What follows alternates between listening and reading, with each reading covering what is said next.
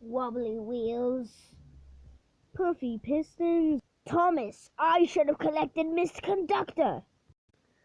James is right, little Thomas. Collecting Mr. Conductor is an important job. Important is big. James is a big engine. And you, Thomas, are small. Small, small, small, teeny, weeny, weeny. And I'm the big blue engine who knows everything. Mwahaha!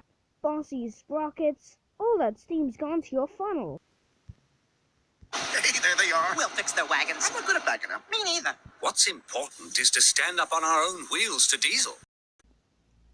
Toby's right.